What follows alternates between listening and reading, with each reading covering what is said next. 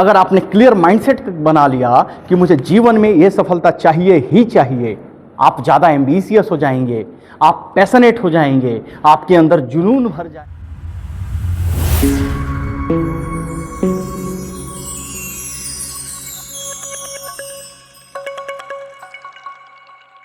My dear friend, आप जानना चाह रहे हैं कि वाकई में सफलता किस तरीके से पाई जा सकती है। तो सबसे पहले तो आपको ये समझना पड़ेगा कि डिफरेंट लोगों के लिए सफलता के मायने भी अलग अलग हैं। किसी के लिए सफलता मायने रख सकता है वित्तीय आज़ादी, किसी के लिए सफलता मायने रख सकता है बहुत सारी खुशियाँ, किसी के लिए सफलता मायने रख सकता है बेहद ही अच्छा स्वास्थ्य। यानी अलग अलग लोगों के लिए सफलता के मायने अलग हैं। लेकिन सफलता तक पहुंचने के लिए जो इम्पॉर्टेंट और वाइटल एस्पेक्ट चाहिए वो है आपका क्लियर माइंडसेट का होना। यानी कि आपका क्लियर माइंडसेट होना चाहिए कि वाकई में आप पाना क्या चाहते हैं, वाकई में आप जाना कहाँ चाहते हैं। अगर ये चीज़ें पूरी तरीके से क्लियर है तो ये निश्चित है कि आप उस उपलब्धि को, आप उस टारगेट को, आप उस गोल को, आप उस ड्रीम को निश्चित रूप से चेंज कर जाएंगे। तो दोस्तों हमेशा याद रखिए कि सफलता तक पहुंचने के लिए most important thing is your mindset. अब जब बातें माइंडसेट पे हो रही हैं तो आपको ये भी जानना जरूरी है कि माइंडसेट ऐसा नहीं होना चाहिए कि केवल आज आपने माइंडसेट बनाया, कल कोई चैलेंजेस आई और आपने उसे छोड़ दिया। जैसे ही आपने फोकस्ड माइंडसेट किया किसी भी टारगेट के ऊपर, आपका काम करने का डिटर्मिनेशन इंटायरली डिफरेंट हो जाएगा। नॉट ओनली डिटर्मिनेशन, आपका अप्रोच क्रिएटिव हो जाएगा।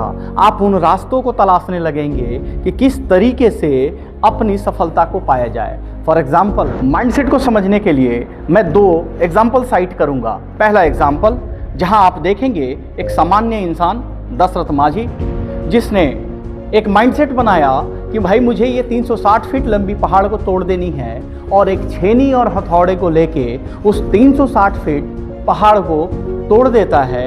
इसके पीछे का जो रीज़न है, वो रीज़न ये रहता है कि जिस तरीके से उसकी वाइफ इन पहाड़ों की व्यवस्था के कारण अपना जीवन गंवा चुकी है, वैसा फिर किसी को गंवाना ना पड़े।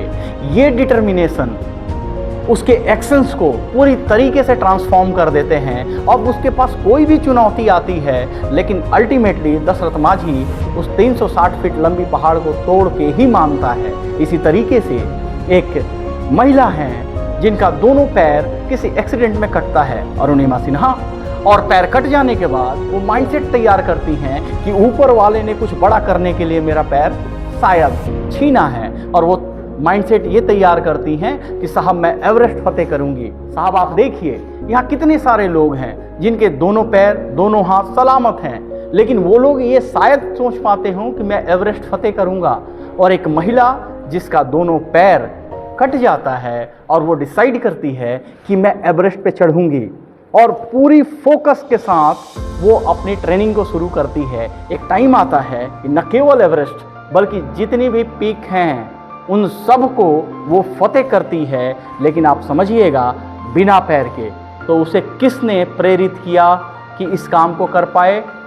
दोस्तों माइंडसेट। इसी तरीके से अगर आपने क्लियर माइंडसेट बना लिया कि मुझे जीवन में ये सफलता चाहिए ही चाहिए, आप ज़्यादा एम्बिशियस हो जाएंगे, आप पैशनेट हो जाएंगे, आपके अंदर जुनून भर जाएगा, और आप धीरे धीरे उस सफलता की तरफ पहुंचते चले जाएंगे।